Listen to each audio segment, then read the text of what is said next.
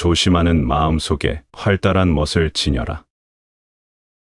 배우는 사람은 항상 조심스러운 마음가짐을 가져야 하지만 동시에 활기찬 매력을 잃지 말아야 한다. 너무 엄격하게 자신을 가두고 지나치게 결백함만 추구하면 마치 쌀쌀한 가을바람처럼 차가운 느낌만 줄 뿐이다. 그런 태도는 따뜻한 봄의 기운을 잃게 하고 결국 세상의 모든 것을 움츠러들게 만들 뿐이다. 활달함과 조심스러움의 균형을 찾는 것이야말로 진정한 매력을 만들어내는 길이다. 사마개라는 말이 있다. 기와를 이는데 일부러 기와 석장을 빼놓는다는 말이다. 또 견빙지라는 말이 있다. 서리가 내리는 것은 얼음이 얼전조이므로 일은 사소할 때에 조심하라는 뜻이다. 그러나 모든 일에 너무 조심하기만 하여 지나치게 스스로를 얽어매는 일 또한 조심하라. 냉수도 불어먹겠다는 속담처럼 지나친 조심은 자기 자신을 얼음덩이로 만드는 결과를 불러들이게 된다. 사색하면서 행동하고 행동하면서 사색하라. 그렇게만 한다면 그대는 결코 한 덩이의 얼음처럼 되지 않을 것이다. 큰 재주에는 교묘한 재주가 없다. 참된 청렴은 청렴이라는 이름마저 없다. 명성을 얻으려는 순간 그건 이미 탐욕의 굴레에 갇힌 것이다. 진정한 재주는 화려함이 아닌 그저 단순함에 있다. 잔재주를 부리는 이들은 그만큼 치졸하고 보잘것없는 존재일 뿐, 진정한 가치는 복잡함 속에 숨지 않고 오히려 간결함에서 빛난다. 진짜 청렴한 사람은 청렴하다는 명성 자체를 껄끄러워한다. 명성에 신경 쓰는 것은 명성을 탐내는 마음이 있어서다. 자신의 청렴함이 알려지기를 바라고 신경 쓰는 사람은 진짜 인격자라고 할 수 없다. 진짜 솜씨가 뛰어난 사람은 남들의 눈을 현혹하는 화려한 기술을 뽐내지 않는다. 그런 기술이 없어도 충분히 자기 일을 묵묵히 해낼 수 있기 때문이다. 남들의 눈에 들기 위해 쓸데없는 재주를 부리는 자는 진짜 실력자가 아니다. 청렴은 성품과 행실이 높고 맑으며 탐하는 마음이 없는 것을 뜻한다. 사람들은 청렴이란 말에서 가난을 떠올리고 옹색하게 세상을 살아가는 사람을 연상한다. 그런 경우에는 청빈이란 말이 있다. 너무 청렴하여 가난하다는 뜻이다. 조선시대 명재상 황희는 너무나 가난하여 언제나 헌 옷만 입었다. 어느 날 밤 부인이 헌 옷을 빨고 있는데 갑자기 입궐 명령을 받아 하는 수 없이 뜯어놓은 솜을 입고 입궐했다. 왕은 그의 청빈에 크게 감탄했다고 한다. 청빈이 있는 곳에는 탐욕도 강한 욕망도 없다. 참으로 청렴한 사람은 자신의 청렴을 드러내지 않는다. 그와 마찬가지로 큰 재주는 오히려 어리석게 보일 만큼 그 속을 드러내지 않는다. 졸렬한 잔재주는 인생을 살아가는 데 있어 가장 돋보이는 마이너스 요인이다. 날면 기는 것이 능하지 못하다. 쓸모없는 용기는 쓸모없는 재주에 그친다. 명리를 탐하는 마음이 뿌리 깊게 박혀 있는 사람은 천하의 불을 가벼이 여기고 한 잔의 물에 만족한다고 해도 그 안에는 여전히 세속적인 욕망이 가득 차 있다. 쓸모없는 용기가 완전히 사라지지 않은 사람은 비록 은혜를 널리 베풀고 이익을 나눈다 하더라도 결국 그 모든 것이 쓸모없는 재주에 불과하게 된다. 진정한 가치는 세속의 탐욕을 넘어서는 데에 있다. 그대가 명예욕에 마음이 쏠려 있을 때 재물의 이익을 이야기하면 숭물이라 깔보이고 경언당한다. 그대가 재물의 이익을 바라고 있을 때 명예를 이야기하면 몰상식하고 세상일에 어둡다 하여 무시당하기 십상이다. 비록 천승의 불을 가볍게 여기고 한 표주박의 물을 달게 마실지라도 명예와 이익에 연연해 있는 사람이라면 쓸모없다. 그대 안에 세속의 욕망과 쓸모없는 용기를 제거하라. 가득 찬 곳에 머물지 말라. 기기가 가득 차면 엎질러지기 마련이다. 반면 방만은 비어 있을 때 진정한 온전함을 유지한다. 그래서 군자는 결코 유의 세계에 머물지 않고 오히려 무의 경지에서 살아간다. 차라리 부족함 속에 존재하더라도 넘치는 것에 얽매이지 않겠다는 것이다. 진정한 지혜는 넘침이 아닌 비움에서 비롯된다. 가득 찬 것의 허망함을 깨닫고 비움의 가치에 눈을 떠라. 의기란 물이 그릇 속에 알맞아야만 반듯하게 놓이는 그릇을 말한다. 이것은 중국 주나라 때 임금을 경계하기 위하여 만들었다는 그릇이다. 방만이란 흙으로 만든 벙어리 저금 통을 일컫는 말이다. 한 번 집어넣은 돈은 다시 꺼낼 수 없기 때문에 돈이 가득 차면 저금통을 깨뜨려야 돈을 꺼낼 수 있다. 그러니까 그 저금통으로 말하자면 항상 비어 있어야만 온전한 것이 된다. 가득 찬 곳에 머물지 말라. 완전한 만족은 불안하기 마련이다. 그 어떤 만족이라도 괴로움이란 대가를 지불하지 않으면 얻을 수 없다. 이미 가득 찼다면 그대는 서서히 넘치고 있음을 깨달아라. 넘침은 낭비며 소멸이다. 그대 자신을 낭비하며 소멸시키느니 가득 차지 않은 곳에서 새로운 에너지를 생성하라. 무는 모든 인간이 평등할 수 있는 유일무이한 지점이다. 그곳에 서라. 적어도 그대 의식만은 항상 그곳을 지키며 나아가라. 무와 유는 백지 한 장 차이일 뿐이다. 밝은 마음은 푸른 하늘을 볼 수 있다. 마음의 바탕이 환하게 빛나면 어두운 방에서도 푸른 하늘의 꿈을 볼 수 있다. 하지만 마음이 어둡고 부정적이면 환한 햇빛 아래에서도 악마의 그림자가 따라붙는다. 당신의 마음이 어떤 색으로 물들어 있는지 그에 따라 세상의 모습이 달라진다는 것을 잊지 말라.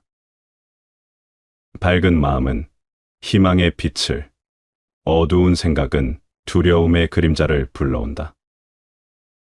지금 당신의 마음을 점검해보라.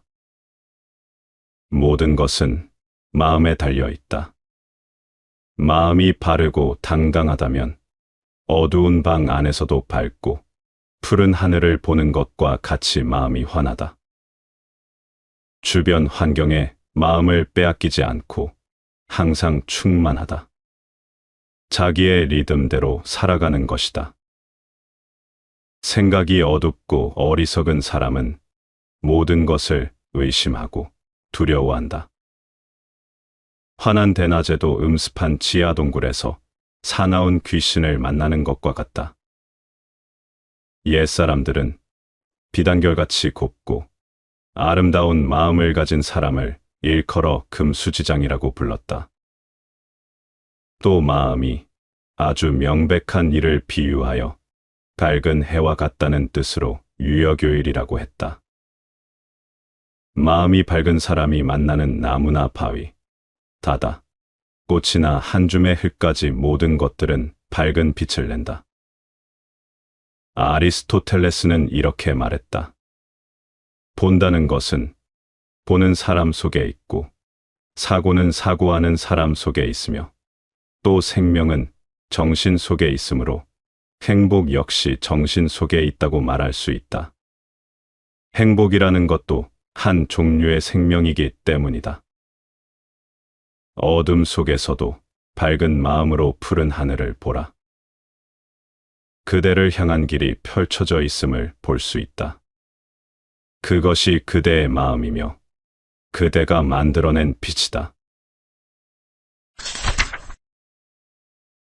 애착이 번뇌를 낳는다. 법집 요송경에 이르기를 사랑하는 마음이 있으면 곧 걱정이 따르고 사랑하는 마음이 있으면 필연적으로 두려움이 따른다. 그러니 어떤 것에도 집착하지 않는다면 무엇을 걱정하고 또 무엇을 두려워하겠는가? 사랑은 애착을 낳고 애착은 곧 불안과 슬픔의 씨앗이 된다. 사랑하는 이와 멀어지면 괴로움이 따르고 사랑을 받지 못하면 깊은 상심이 따른다. 그리하여 끝없는 집착 속에서 근심과 번뇌가 자라나고 마침내 본래 지닌 선한 본성이 흐려진다. 그러므로 사랑과 이움에 얽매이지 말고 모든 존재를 평등한 마음으로 바라보라. 애착을 멀리하고 고유한 지혜를 따를 때 마음은 흔들리지 않으며 맑은 물처럼 평온해질 것이다. 분노를 다스리고 마음을 닦아라. 자바함경에 이르기를 타인을 해하려는 마음을 품지 않으면 분노 또한 머물 곳을 찾지 못하나니 원한을 가슴속에 쌓아두지 말고 성냄이 일더라도 그 자리에 오래 머물지 말라. 비록 분노가 치밀어 오를지라도 거친 말로 상처를 주지 말 것이며 남의 결점을 들춰내어 비난하거나 약점을 드러내려 애쓰지 말라. 남을 책망하기보다 먼저 스스로의 마음을 단속하고 자신의 내면을 바르게 살펴야 한다. 진정한 정의란 남을 판단하는 것이 아니라 자신의 마음을 바로잡는 데서 비롯된다. 감정을 다스리고 번뇌에서 벗어나 스스로를 닦을 때 평온한 지혜의 빛이 마음속에 깃들 것이다. 성냄을 버리면 마음이 평온하리라. 대지도론에 이르기를 성내는 마음을 끊으면 안온함이 깃들고 성냄을 버리면 후회할 일이 없으리라. 분노는 독의 뿌리와 같아 한순간 피어오르면 스스로를 태우고 모든 선한 씨앗을 말려버린다. 분노는 어리석음에서 비롯되고 집착에서 자라나며 그 끝은 끝없는 괴로움으로 이어진다. 그러나 성냄을 다스리고 인욕을 실천하면 부처님께서도 이를 칭찬하시며 마음속 모든 근심이 사라지리라. 그러므로 스스로를 살펴 성냄을 제어하고 어리석음을 버리며 자비와 평온한 마음으로 나아가라. 그러할 때 맑고 고유한 지혜의 빛이 너의 마음을 밝히리라. 지혜롭게 재물을 다스려 궁핍함을 면하라. 장하암경에 이르기를 재물을 모으되 한순간 큰 부를 탐하지 말고 작은 것에서부터 시작하라. 마치 꿀벌이 여러 꽃을 찾아다니며 한 방울씩 꿀을 모아 꿀집을 가득 채우듯 인내와 꾸준함으로 쌓아야 한다. 재물은 하루아침에 쌓이지 않으나 지혜롭게 관리하면 점차 불어나고 허망하게 사라지지 않으리라. 또한 음식에 대한 탐욕을 버리고 절제할 줄 알며 나태함에 빠지지 않고 맡은 일을 성실히 수행해야 한다. 앞날을 내다보고 미리 대비하며 근면하게 살아갈 때 궁핍함에 허덕이는 일이 없고 삶이 안정되리라. 재물 또한 바른 길에서 얻고 올바르게 사용해야 덕이 쌓이고 복이 깃들 것이다. 바른 길에서 재물을 구하라. 중암경에 이르기를 재물을 탐하되 올바른 방법을 벗어나지 말라. 도박과 유행을 의지하면 탐욕이 더욱 깊어지고 때를 가리지 않고 재물을 구하면 조급함이 화를 부르리라. 술에 취해 방탕하게 구한 재물은 한순간에 사라지고 나쁜 법과 어울려 얻은 재물은 덕을 해치며 재앙을 초래한다. 향락에 빠져 재물을 구하려 하면 마음이 흐트러지고 게으름 속에서 얻으려 하면 결국 빈손으로 남게 되리라. 재물은 노력과 성실함 속에서 맑고 바르게 쌓아야 하며 정당한 방법으로 얻은 재물만이 오래 머물며 선업을 이루게 한다. 올바른 길에서 재물을 구할 때 그 재물은 축복이 되어 너와 세상을 이롭게 하리라. 인연을 따라 맑게 물들라. 법구비유경에 이르기를 세상의 모든 것은 본래 깨끗하고 허물 없음이니 선과 악, 복과 죄는 인연에 따라 생겨나는 것이다. 지혜로운 일을 가까이 하면 도의 향기가 깊어지고 어리석은 일을 가까이 하면 재앙이 따르리라. 향을 머금은 종이는 그윽한 향내를 풍기고 생선을 묶었던 새끼줄은 비린내가 스며들듯 사람 또한 함께하는 인연에 따라 그 마음이 물들어가는 법이다. 그러나 사람들은 스스로가 변하고 있음을 쉽게 깨닫지 못한다. 그러므로 맑고 선한 인연을 가까이하여 스스로를 도의 향기로 채우고 바른 길을 걸으며 그 덕을 쌓아가야 하리라. 악업의 그림자는 결코 사라지지 않는다. 법구경에 이르기를 사악한 행위를 하면 반드시 그에 따른 화가 미치리니 뿌린 씨앗은 거두게 마련이며 던진 칼과 몽둥이는 결국 제 몸을 찌르고 치게 될 것이다. 선량한 자에게 가한 채찍질은 곧 자신의 업이 되어 돌아오며 죄 없는 이를 모함한 거짓은 마침내 10배의 재앙이 되어 그대를 덮을 것이다. 악행은 결코 용서받지 못하며 그 그림자는 끊임없이 따라다니니 스스로의 행실을 경계하여 바른 업을 쌓고 선을 실천해야 할 것이다. 참된 인내는 깨달음의 기둥이다. 잡보장경에 이르기를 참을 수 없는 것을 참아내는 것이야말로 진정한 인내이며 참을 수 있는 것을 찾는 것은 그저 평범한 절제에 불과하다. 약한 자에게도 자비를 베풀고 권세와 부귀를 가졌을지라도 겸허함을 지켜야 한다. 지혜로운 이는 총명한 안목으로 온갖 비방과 조롱을 견디며 마치 거센 빗줄기에도 굳건히 서 있는 바위처럼 흔들리지 않는다. 좋은 말과 험한 말, 기쁨과 고통이 찾아와도 지혜로운 자는 돌과 같이 평정심을 지키며 흔들림 없이 보의 길을 걸어간다. 덧없는 세월, 헛되이 보내지 말라. 추료경에 이르기를 오늘이 지나면 그만큼 생명 또한 줄어드니 샘물 속 물고기가 점점 마르는 물을 바라보는 것과 다를 바 없다. 삶이 무상한데 어찌 한가히 즐거움만을 탐할 것인가. 낮과 밤을 허투루 흘려보내지 말라. 세월은 번갯불처럼 순식간에 지나가고 인간의 목숨 또한 그와 같이 덧없다. 그러니 순간순간을 소중히 여기며 허망한 집착을 버리고 진리를 향해 정진하라.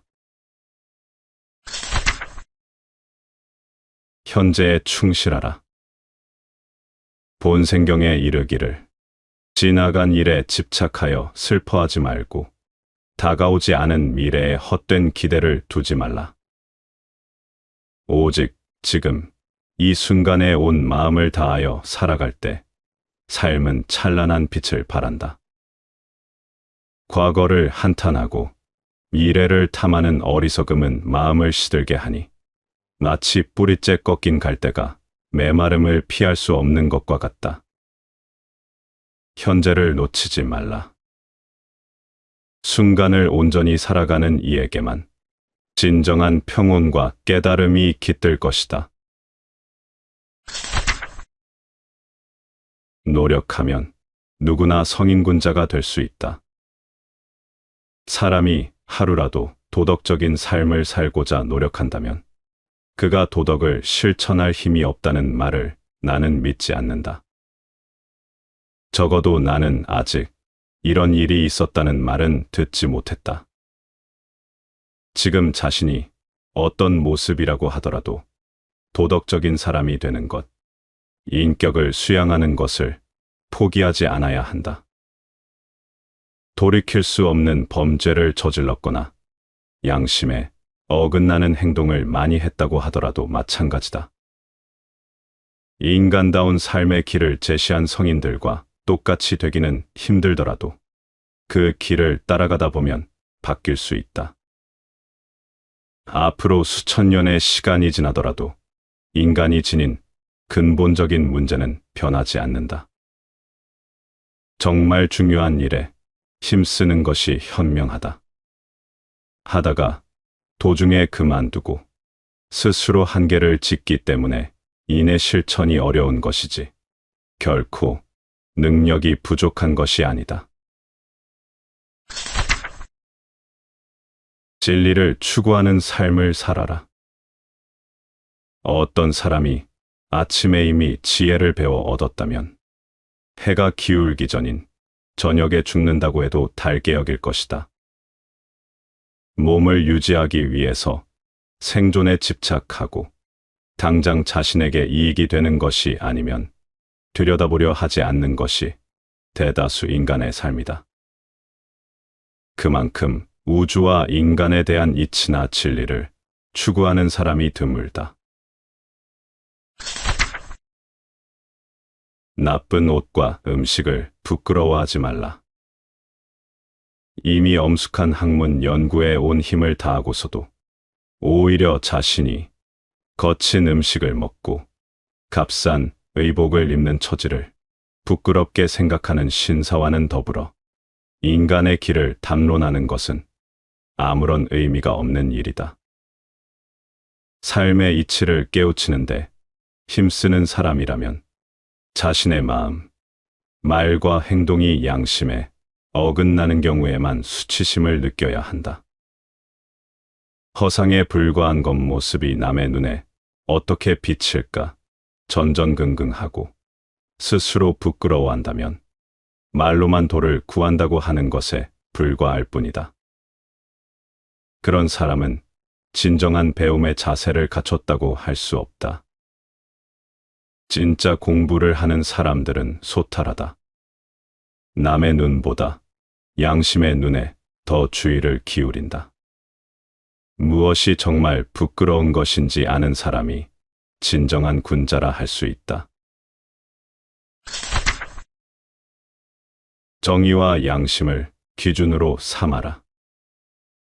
명석한 사람의 세상에 대한 인식은 한쪽에 치우침도 없고 또 편견도 없다. 그는 단지 정의의 편에 설 뿐이다. 큰 목소리와 강한 어조로 상대편을 비난하면서 자신이 맞다고 하는 주장을 가만히 들어보면 그 근거나 기준이 이익이나 욕심인 경우가 많다. 이익과 욕심에서 비롯한 주장일수록 그 목소리가 크고 힘이 세다. 상대를 이겨야 더 많은 이익을 챙길 수 있기 때문이다.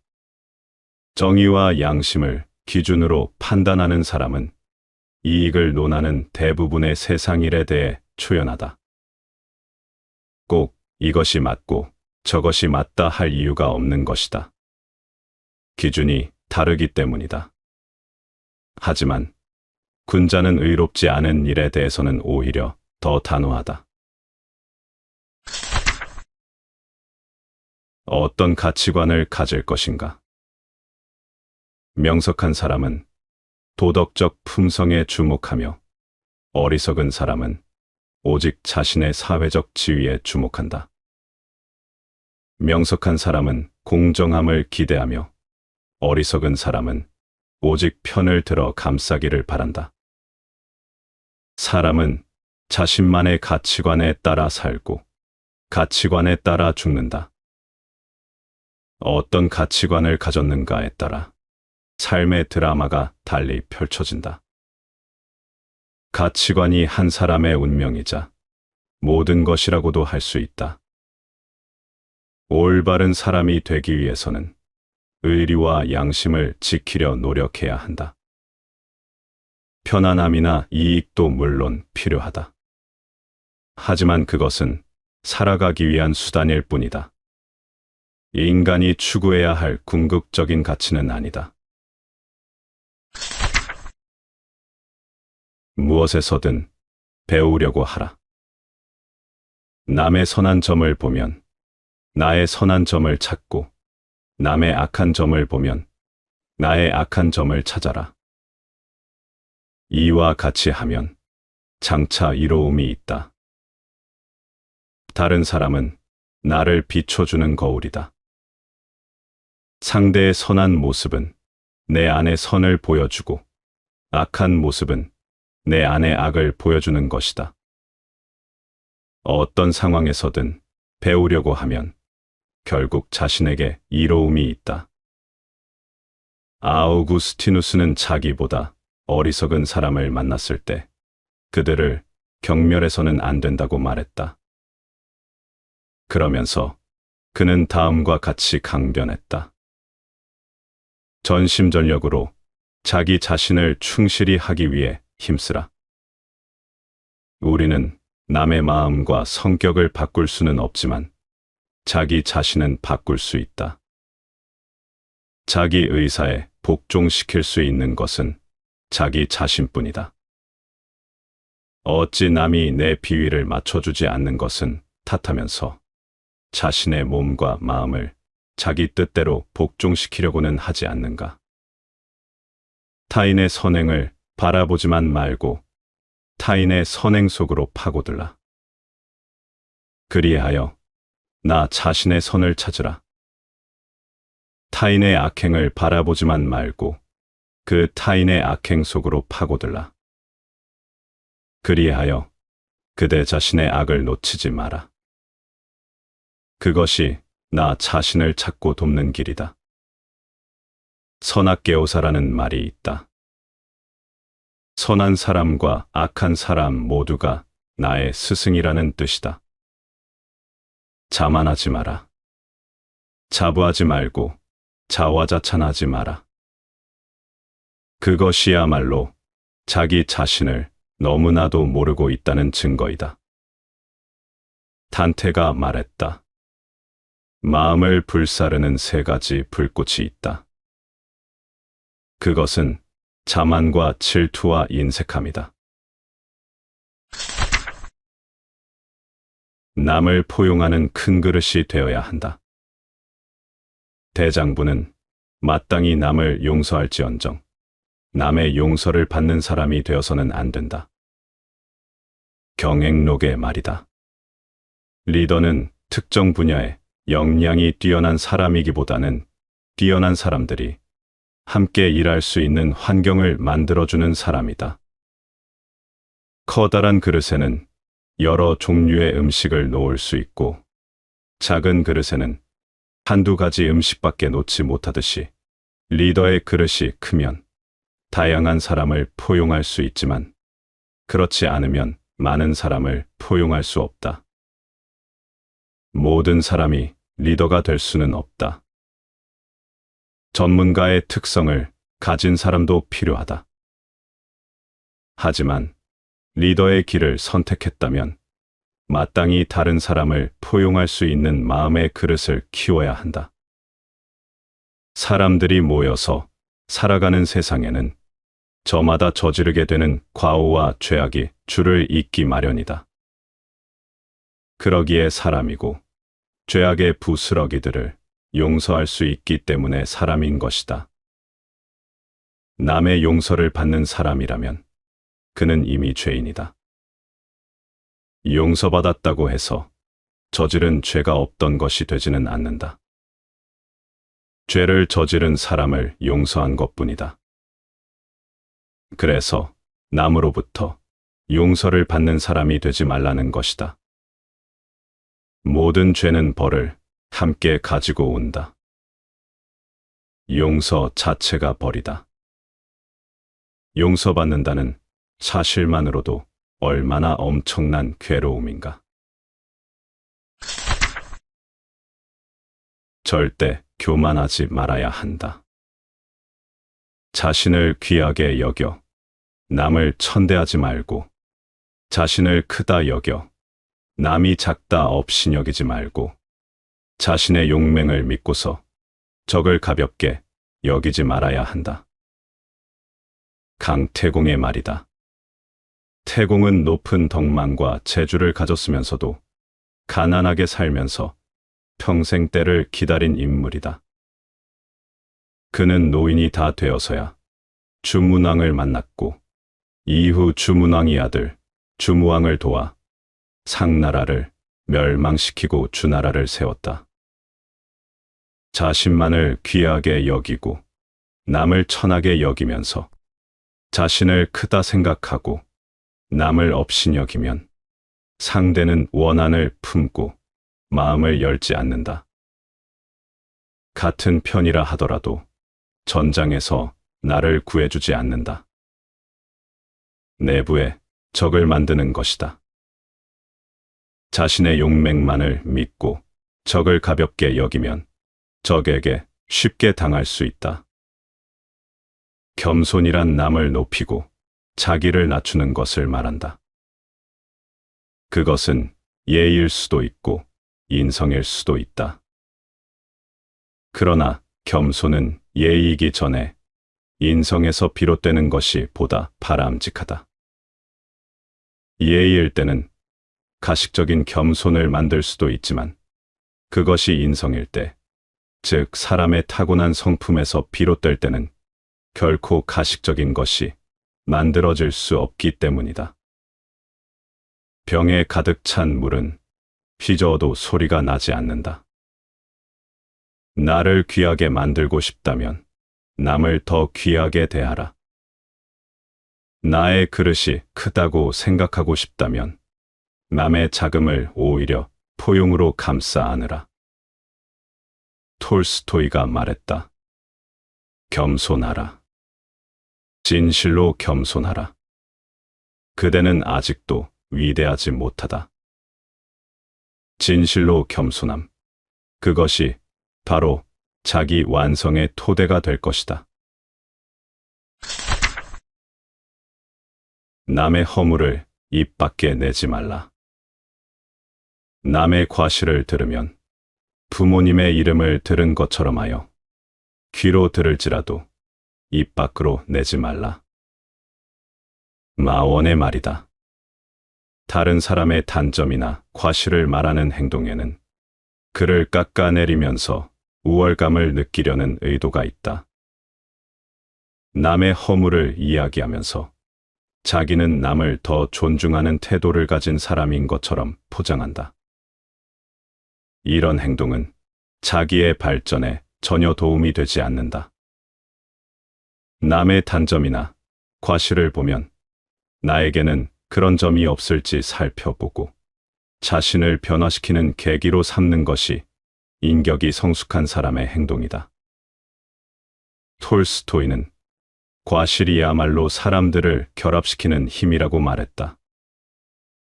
그리고 진실은 진실의 행위에 의해서만 사람들에게 전해진다고 했다.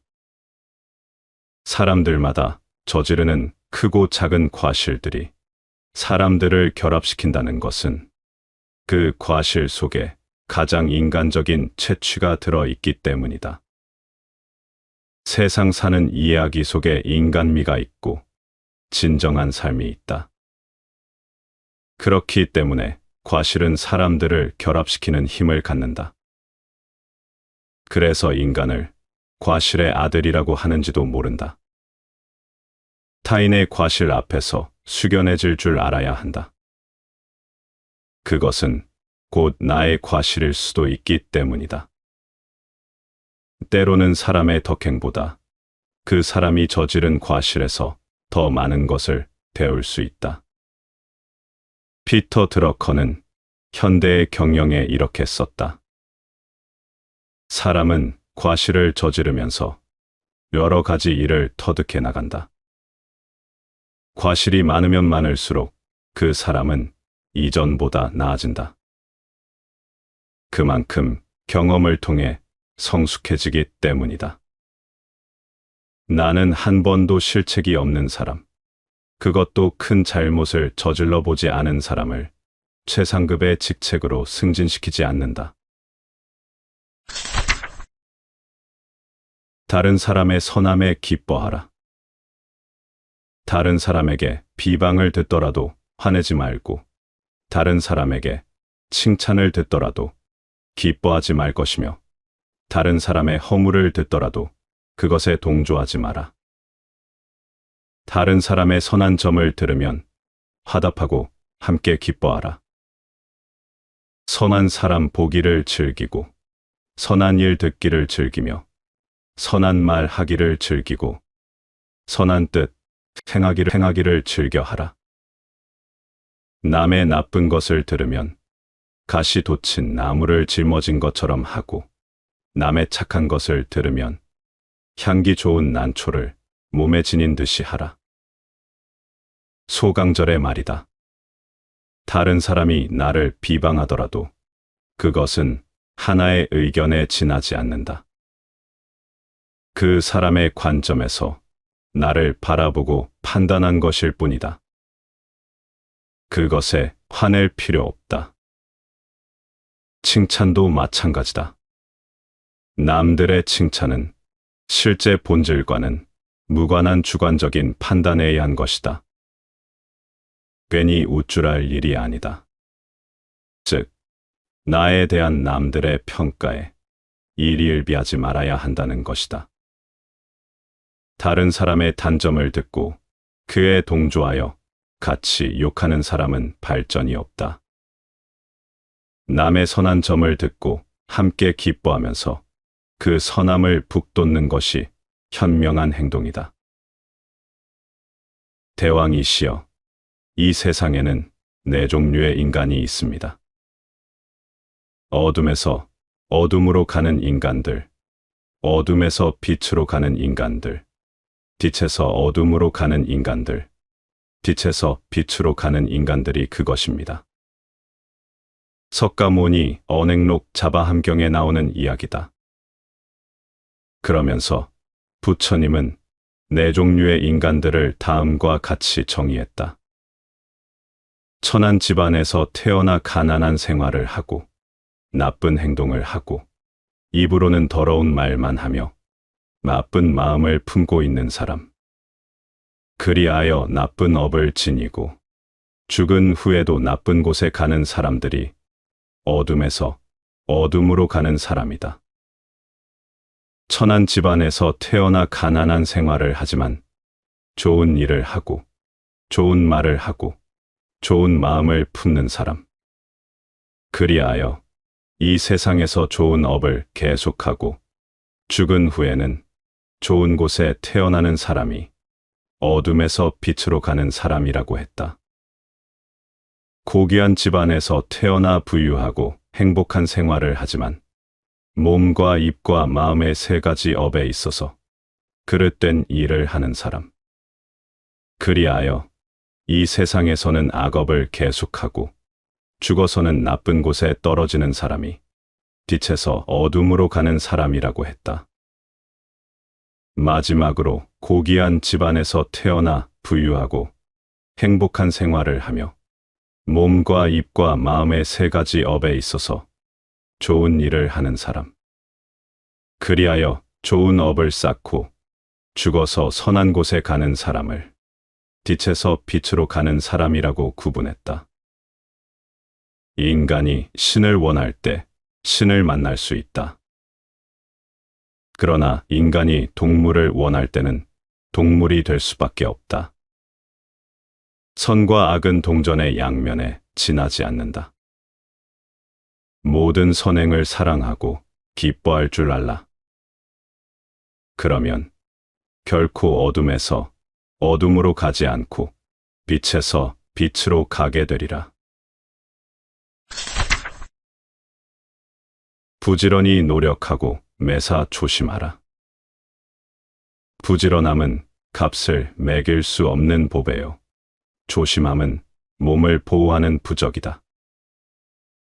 부지런한 사람이 모두 성공하는 것은 아니지만 성공하는 사람은 모두 부지런하다.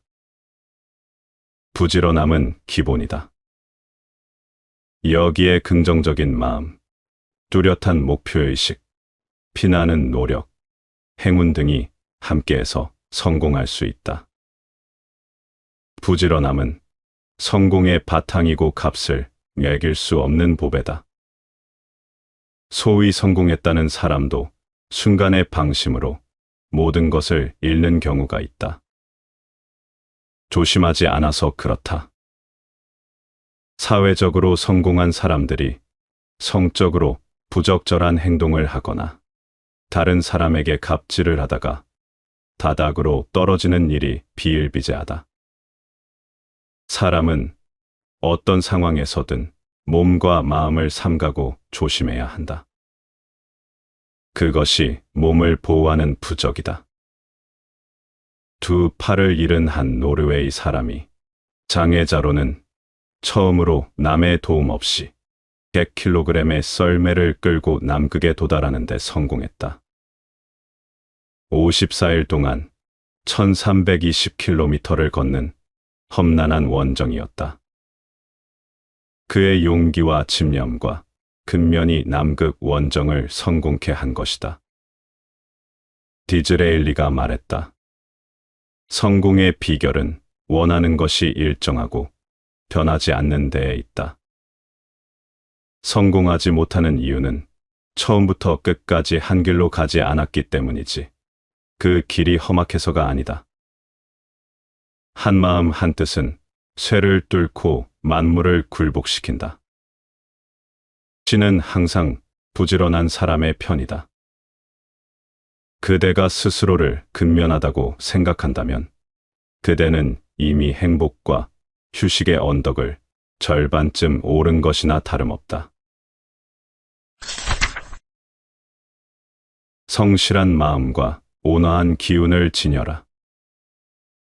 가정에는 진정한 부처가 한 명 있어야 하고 일상 속에는 진정한 도가 있어야 한다. 사람이 성실한 마음과 온화한 기운을 가지고 얼굴에는 즐거움을, 말씨에는 부드러움을 담아 부모 형제와 뜻을 통하게 해야 한다. 이는 숨을 고르게 하고 내심을 관조하는 것보다 그 공덕이 만배나 더 크다. 행복한 가정의 내면을 들여다보라. 그들은 서로가 닮아 있다. 그러나 불행한 되짚은 가정을 들여다보라. 가족 모두가 따로따로인 것이 확연하게 보인다. 참스런 부처를 절간에서 찾을 필요가 없다. 그것은 그대 가정 속에 있으며 가족 모두가 참부처일 수 있다. 진리는 먼 곳에 있는 것이 아니라 그대의 일상생활 속에 우주의 섭리처럼 진행되고 있다. 모든 식구가 한뜻으로 삶을 영위한다면 진리를 깨닫기 위한 참선도 필요 없다. 정중동은 서로가 그 속에 있다. 움직이기를 좋아하는 사람은 마치 구름 속에서 번뜩이는 번개처럼 언제나 변화무쌍하고 예측할 수 없다. 바람 앞의 등불처럼 그 불안정함은 언제 꺼질지 모른다. 반면 고요함을 사랑하는 사람은 차가운 재처럼 모든 열정을 잃어버리고 마른 나뭇가지처럼 생기를 잃은 상태로 살아간다. 그러나 진정한 깨달음을 얻은 사람은 멈춘 구름 속에서 날아오르는 솔개처럼 잔잔한 물 위에서 힘차게 뛰어오르는 물고기처럼 고요 속의 힘을 간직하고 있다. 그것이 바로 도를 깨우친 사람의 진정한 마음가짐이다. 모든 것이 마음속에 있다. 성급한 것이 어리석은 자의 약점이라면 비활동적인 성격 또한 어리석고 게으른 자의 약점일 것이다. 바다보다 더 장대한 것은 하늘이고 하늘보다 더 장대한 것은 사람의 마음이다. 마음속에서는 모든 것을 포용할 수 있다. 그대 마음을 다스려라. 그리고 그대 마음을 그대가 조율하라. 잘못을 꾸짖을 때 엄하지 말라. 남의 잘못을 비난할 때는 너무 가혹하게 하지 마라. 그 사람이 내 말을 견딜 수 있을지 생각해 봐야 한다. 사람에게 좋은 것을 가르칠 때도 너무 고상하게 굴지 마라. 그 사람이 듣고 따라올 수 있게 해야 한다. 궁지에 몰린 쥐는 고양이를 공격한다. 부모가 자식을 지나치게 몰아붙이면 아이가 엇나갈 수 있다. 다른 사람의 잘못을 나무랄 때는 완급 조절이 필요하다. 지나치게 엄하게 하면 감정이 상하고 반발심이 들 수 있다. 감정이 상한 뒤부터는 말이 맞고 틀리고는 중요한 문제가 아니게 된다. 감정 싸움이 되어버린다. 아무리 좋은 것이라 하더라도 가르침을 받을 사람의 수준을 생각하지 않으면 서로 피곤한 시간 낭비가 된다. 남의 허물을 꾸짖을 때는 그 사람의 아픈 곳을 다치지 않게 치유하듯 말해야 한다. 상처에 약을 발라주듯 그렇게 꾸짖어야 한다. 남을 가르칠 때도 마찬가지다.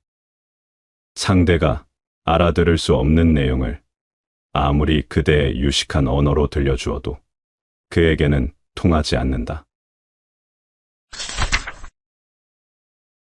밝음은 어둠에서 비롯된다. 굼벵이는 비록 더럽고 추악하지만 결국 매미로 변하여 가을바람의 이슬을 마신다. 썩은 풀은 빛을 잃었지만 반딧불로 변하여 여름밤을 찬란하게 밝힌다. 깨끗함은 항상 더러움에서 나오며 밝음은 항상 어둠에서 비롯되는 것임을 알라. 굼벵이는 썩은 것들을 먹고 자란다. 그러나 마침내 매미가 되어 나뭇가지 위에서 계절을 노래한다. 옛사람들은 썩은 풀이 변하여 반딧불이 된다고 믿었다. 반딧불의 알이 썩은 풀더미 속에서 자라니 그럴듯하다. 그러나 여름밤의 반딧불이야말로 얼마나 아름다운가. 하늘의 별처럼 어둠 속을 구석구석에서 밝힌다. 썩은 풀더미 속에 추한 어둠이 없었다면 반딧불의 빛 또한 있을 수 없다. 밝음은 어둠 속에서 생겨난다. 어둠이 존재하지 않는다면 광명 또한 없다. 선악도 마찬가지다. 선과 악은 그림자와 본체의 관계이며 오른손과 왼손의 관계다. 사랑하여 그 악을 알고 미워하여 그 선을 알 수 있듯이 애증 또한 한결같다. 오직 살아있음에 대한 절실함을 함께 사랑할 일이다. 만물은 항상 변한다. 가난했던 사람도 자기 노력과 의지로 부유해질 수 있고, 미천한 신분이었던 사람이 위대한 업적을 이루어낼 수도 있다. 누구나 일시적으로 곤궁할 수 있다. 한때의 곤궁한 처지를 비관하면서 주저앉아 있지 말아야 한다. 정욕과 의식은 모두가 망심이다. 뽐내고 거만한 태도는 단지 헛된 객기에 불과하다. 이 객기를 제압하고 나서야 비로소 진정한 기운이 자라난다. 정욕과 욕망은 모두 헛된 마음의 산물이다. 이 헛된 마음을 없애고 나서야 비로소 진정한 마음이 드러난다. 본래의 바른 기운과 참마음은 파도 밑의 거대한 바다처럼 항상 잠재되어 있다. 하지만 사나운 바람의 영향으로 이리저리 파도가 치듯 객기와 망령된 마음이 의식의 표면에 자리 잡아 본성을 어지럽게 한다. 자랑하는 마음은 한쪽으로 치우친 객기다. 이 객기라는 파도를 잠재우면 공명정대한 마음, 바른 기운이 펼쳐진다. 욕심과 판단하는 의식은 모두 망령된 마음이다. 이 망령된 마음이라는 파도를 잠재우면 참마음이 드러난다. 욕심을 걷어내고 판단을 중지하면 있는 그대로 세상을 바라볼 수 있다. 사람들은 자기 마음과는 관계없는 일에 머리를 쓰고 괴로워한다. 그대 뜻과 마음은 다치는 일 없이 그대 자신이 지켜나가면 된다. 온전한 그대 몫이다. 마음은 그대를 집으로 정하고 있다는 사실을 잊지 말라. 삶을 여는 무한한 열쇠.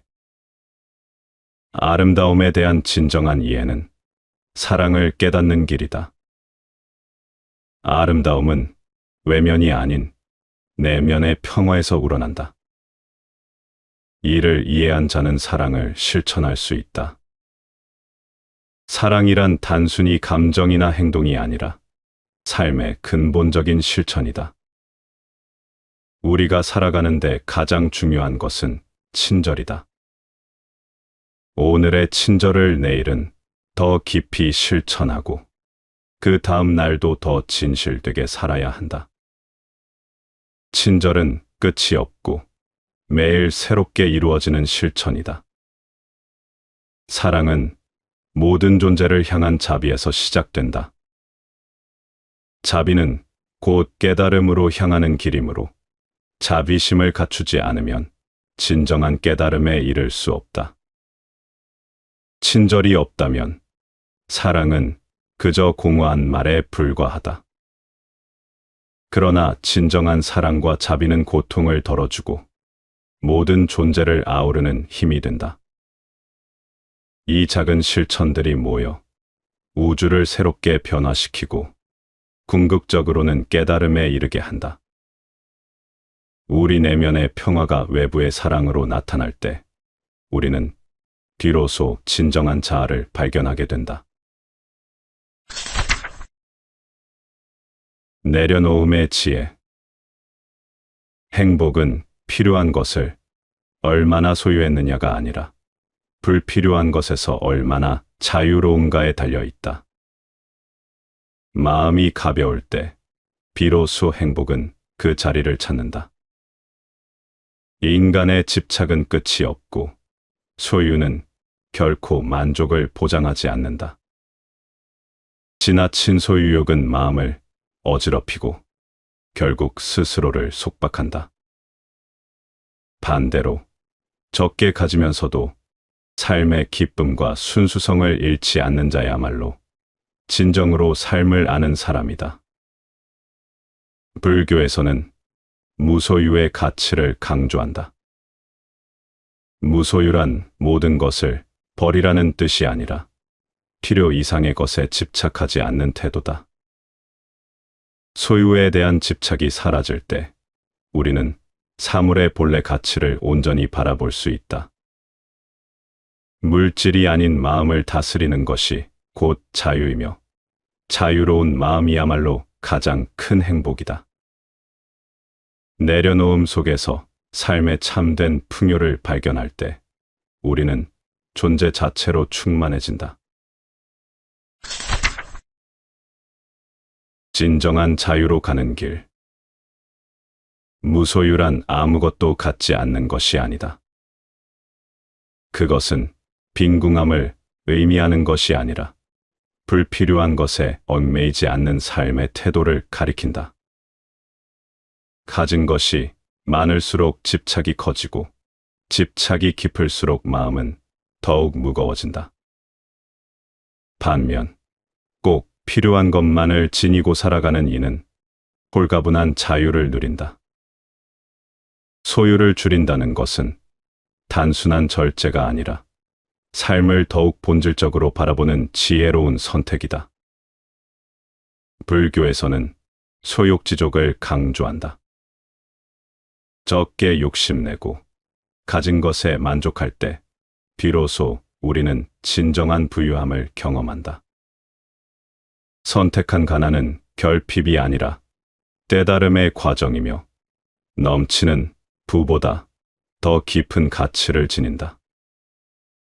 물질에 휘둘리는 삶이 아닌 스스로 삶을 다스리는 태도야말로 가장 고귀한 길이다. 무소유의 참뜻을 이해하는 순간 우리는 불필요한 욕망에서 벗어나 마음의 평화를 얻게 된다. 소유의 덫에서 벗어나라. 사람은 삶을 제대로 살아야 한다. 그러나 우리는 삶을 소유의 크기로 가늠하고 더 많이 가지려 애쓰다가 그 소유에 얽매여 버린다. 소유에 대한 집착은 자유로운 영혼의 날개를 쇠사슬로 묶고 나아가야 할 길을 가로막는다.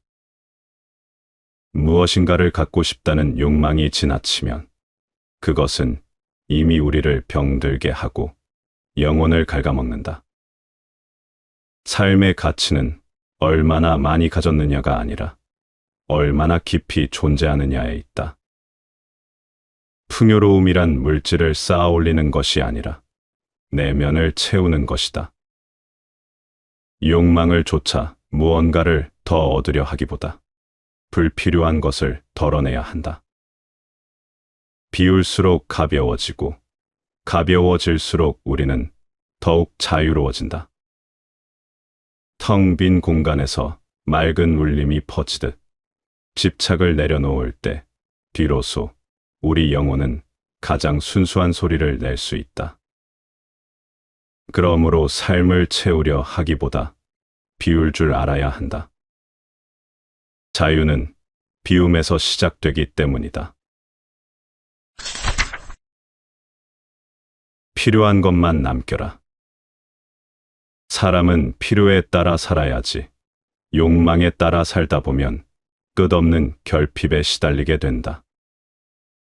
욕망은 끝이 없고 필요는 분명하다. 욕망은 분수 밖의 바람이며 필요는 삶을 지탱하는 최소한의 조건이다. 그러나 우리는 종종 필요와 욕망을 혼동하여 스스로를 불행에 빠뜨린다. 하나만으로 충분한데 둘을 가지려 하면 결국 그 하나마저도 잃게 된다. 물질이 많아질수록 마음은 무거워지고 욕망을 좇을수록 자유는 사라진다. 더 가지려는 집착이 우리를 끝없는 불안 속으로 몰아넣고 소유에 대한 갈망이 끝없는 허망함을 불러온다. 진정한 부유함은 더 많이 가지는 것이 아니라 불필요한 것을 덜어내는 데서 온다. 내려놓을 줄 아는 사람이 가장 가볍고 자유로운 삶을 산다. 욕망을 경계하고 필요한 것만 남겨라. 그것이야말로 참된 행복의 길이다.